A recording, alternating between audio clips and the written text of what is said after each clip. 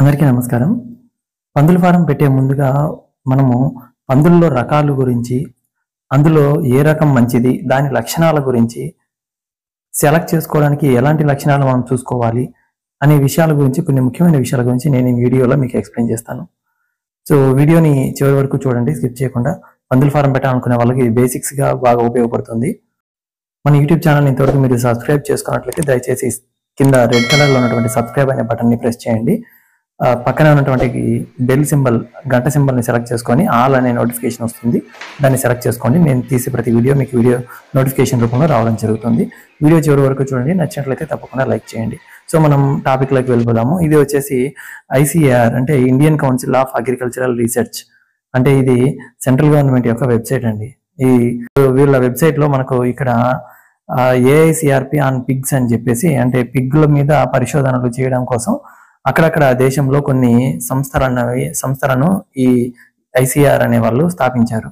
So వాళ్ళు ఆ ఏరియాకి సంబంధించినటువంటి సూటబుల్ పంది రకాలను ఉత్పత్తి చేసి వాటి మీద ప్రయోగాలు జరుగుతూ ఉంటాయి అన్నమాట ఇక్కడ. సో ఇందులో ముఖ్యంగా మనం ఇక్కడ చూసినట్లయితే ఇండిజినస్ పిగ్ బ్రీడ్స్, అంటే మన దేశీయంగా ఇండియాలో పుట్టి ఇక్కడ వాతావరణంలో ఉన్నటువంటి నేటివ్ బ్రీడ్స్ ఏమేమి ఉన్నాయి అనేది ఒకసారి చూసినట్లయితే ఇక్కడ మొత్తం దాదాపుగా 14 పందుల జాతులు ఉన్నాయి.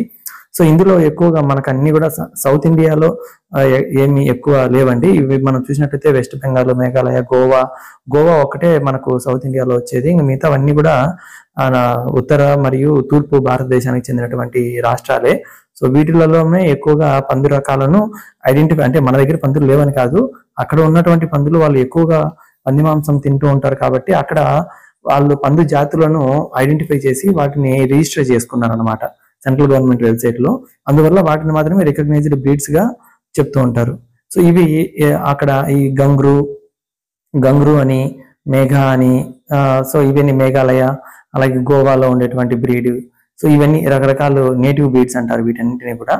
అంటే ఆ రాష్ట్రాలలో ఇవి నేటివ్ గా ఎప్పటి నుంచో పెంచుకుంటూ ఉన్నారు, వాటిని మాంసం కోసం వినియోగించుకుంటూ ఉన్నారు అనమాట. అయితే వీటిల్లో ఉత్పాదక శక్తి అనేది చాలా తక్కువగా ఉంటుంది. అంటే 7 నుంచి 8 నెలలు మాక్సిమం, అంటే ఒక 50 కేజీలు అట్లా వస్తాయి అంతే, అంతకుమించి ఇవి వెయిట్ అనేది రాదనమాట. అలాగే ఒక్కసారి ఈనినప్పుడు కూడా పందుల పిల్లల్లో కూడా తక్కువగా ఉంటాయి, అంటే 6, 7 అట్లా వస్తూ ఉంటాయి అన్నమాట పిల్లలు కూడా. ఒకసారి ఇది చూడండి, ఈ వెబ్సైట్ వచ్చేసి వికాస్పీడియా అని వెబ్సైట్ అండి ఇది. సో ఇది కూడా గవర్నమెంట్ యొక్క వెబ్సైటే. సో ఇందులో చూసినట్టయితే మనకు పిగ్ బ్రీడ్స్ గురించి కొద్దిగా ఎక్స్ప్లెయిన్ చేశారు. సో ఇది లార్జ్ వైట్ యార్క్షైర్, అంటే ఇంగ్లాండ్లోని యార్క్షైర్ అనేటువంటి ఒక ప్రాంతం నుంచి ఈ పందిని దిగుమతి చేసుకోవడం జరిగింది. సో ఈ పంది రకము మనకు మామూలుగా మన ఇండియాలో చాలా చోట్ల కూడా మన వాతావరణానికి సెట్ అయ్యి బాగా ప్రొలిఫికసీ, అంటే ఉత్పత్తి సామర్థ్యం బాగా కలిగి ఉందన్నమాట. అందువల్ల ఎక్కువ మంది కూడా ఈ పంది రకాలని ఎక్కువ ఉపయోగించుకుంటున్నారు. ఇందులో వచ్చేసి బోర్ అంటే ఏంటంటే మేల్, ఇది ఇక్కడ చూసారు కదా, బోర్ అంటే ఏంటంటే అభివృద్ధి చెందినటువంటి మగ పందిని బోర్ అంటాము. అలాగే అభివృద్ధి చెందినటువంటి ఆడపందిని సౌ అంటాము. అలాగే ల్యాండ్ రేస్ అని ఇంకొక బ్రీడ్. సో ఇది కూడా సేమ్ మనకు లార్జ్ వైట్ యార్క్షైర్ లాగానే ఉంటుంది. అలాగే మిడిల్ వైట్ యార్క్షైర్ అని ఒకటి రకము. అలాగే అవి ఎగ్జోటిక్ బ్రీడ్స్, వాటిని మనము క్రాసింగ్ చేసిన తర్వాత లోకల్ గా ఉత్పత్తి చేసినటువంటి రకాలు అనమాట అవి. సో ఇది హ్యాంప్షైర్ అనేటువంటి బ్రీడ్. ఓకే, ఇది డ్యూరాక్ అనేటువంటి బ్రీడ్. సో ఇలా ఉంటుంది. సో ఇది ది పిగ్ సైట్ అని చెప్పేసి ఇది ఒక వెబ్సైట్ అండి, ది పిగ్ సైట్. ఇందులో కూడా మనకు ఇది మన ఇండియన్ వెబ్సైట్ కాదు, ఇది బయట దేశంకి సంబంధించింది. సో వీళ్ళు కొంచెం డీటెయిల్ గా బాగా ఇస్తారు. మీకు ఇంగ్లీష్ బాగా వచ్చినట్లయితే మీరు దీన్ని కూడా ఒకసారి చూడండి, ఈ వెబ్సైట్ లో కూడా కొంచెం ఇన్ఫర్మేషన్ బాగా ఉంటుంది. అయితే నేను మీకు ఎక్స్ప్లెయిన్ చేయడానికి ట్రై చేస్తాను ప్రస్తుతానికి ఇందులో ఉండేది. సో మామూలుగా మనము ఒక బ్రీడింగ్ అంటే ఏం చేస్తారంటే, మన నేటివ్ బ్రీడ్, మన దేశవాళీ చెందినటువంటి ఏదైనా ఒక పంది, మా ఆడపందులను సెలెక్ట్ చేసుకుంటారు. అలాగే బయట దేశానికి చెందినటువంటి విదేశీ జాతికి చెందినటువంటి మగపంది. సో ఈ రెండింటికి కలిపి క్రాసింగ్ చేయించినప్పుడు మనకు పుట్టేటువంటి పందుల్లో వచ్చేసి 50% విదేశీ జాతి పంది యొక్క లక్షణాలు, 50% మన దేశవాళీ పంది యొక్క లక్షణాలు కలిగి ఉంటాయన్నమాట. ఆ తర్వాత ఇలా పుట్టినటువంటి పిల్లల్లో పిల్లల నుంచి వాటిలోంచి ఫిమేల్ అంటే ఆడపందులను తీసుకొని దాన్ని మళ్ళీ బయట దేశం నుంచి దిగుమతి చేసుకున్నటువంటి పందితోటి క్రాసింగ్ చేస్తారు. సో ఆ విధంగా క్రాసింగ్ చేయడం వల్ల అప్పుడు పుట్టేటువంటి పందుల్లో దాదాపు 75% మనకు బయట దేశం అంటే విదేశీ పంది యొక్క లక్షణాలు వచ్చేదానికి అవకాశం ఉంది. సో ఇది పరిశోధనా కేంద్రాల్లో జరిగేటువంటి కార్యక్రమం అన్నమాట. సో వాళ్ళు ఈ విధంగా ఇది చేస్తూ ఉంటారు. ఆ విధంగా ఉత్పత్తి అయినటువంటివే క్రాస్ బ్రీడ్ పందులు. అవి మనం ఎక్కువగా లార్జ్ వెయిట్ యాక్షైర్ మనకు బయట దొరికేవన్నీ కూడా అలాంటివే.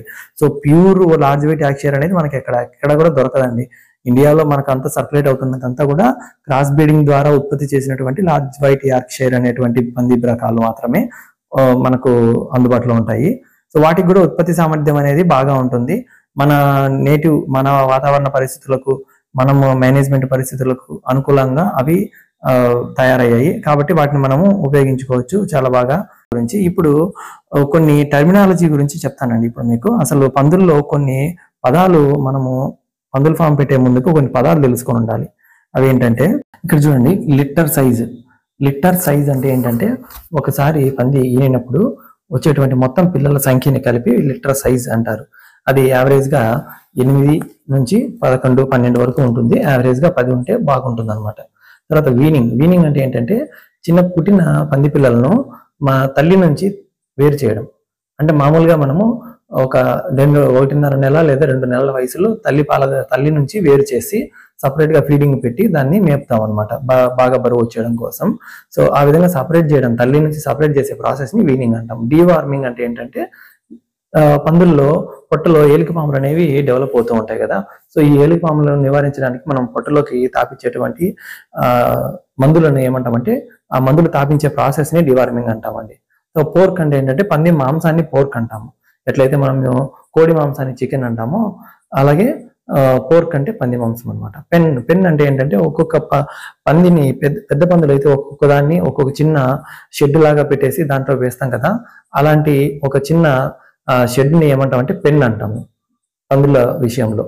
అలాగే పిగ్లెట్స్ అంటే ఏంటంటే చిన్న పంది పిల్లలను, అంటే పుట్టినప్పటి నుంచి 2 నెలలు లేదా 1.5 నెల 2 నెలల వరకు వాటిని పంది పిల్లలుని పిగ్లెట్స్ అంటాము. అలా అప్పటి నుంచి తర్వాత మళ్ళీ మొదటి ఈనే వరకు ఒక ఆడపంది అయితే వీనింగ్ చేసిన తర్వాత, తల్లి నుంచి వేరు చేసిన తర్వాత మళ్ళీ అవి ఎదకొచ్చేది మామూలుగా 8వ నెలలో. సో 8వ నెలలో ఎదకొచ్చి మళ్ళీ మనకు 12 నెలలకు అది ఈనిన తర్వాత ఈనే వరకు ఉండే సమయాన్ని దాన్ని గిల్ట్ అంటాము ఆడపందులను. అలాగే ఈనిన తర్వాత నుంచి దాన్ని సౌ అంటే ఆడపంది, పెద్ద పంది అనమాట. ఇది ఈతలు ఈనిన పందులను సౌ అంటాము. బోర్ అంటే పెద్దవైనటువంటి మగ పందులను బోర్ అంటాం అనమాట. సో ఈ టెర్మినాలజీ చాలా ఇంపార్టెంట్. కొన్ని మీరు ఇవి తెలుసుకొని ఉండాలి ఖచ్చితంగా. అలాగే ఒకసారి చూడండి, పందులను మీట్ కోసం అంటే మాంసం కోసం కట్ చేసినప్పుడు వాటిల్లో ఈ వెనుక భాగం ఏదైతే ఉందో దీనిని లెగ్ లేదా హ్యామ్ అంటాం. హ్యామ్.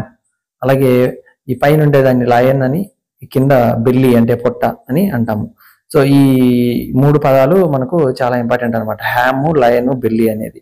సో ఇవి కొంచెం గుర్తుపెట్టుకోండి. ఎందుకనంటే హ్యామ్ రీజియన్ లో మనకు ఈ భాగంలో బ్యాక్ ఫ్యాట్ థిక్నెస్ అంటాము. సో అక్కడ కొవ్వు చేరుండడం అనేది బాగా ఉంటే అది పంది బాగా ఉంది అని చెప్పడానికి, మనం సెలెక్ట్ చేసుకోవడానికి ఒక మంచి లక్ష్యం.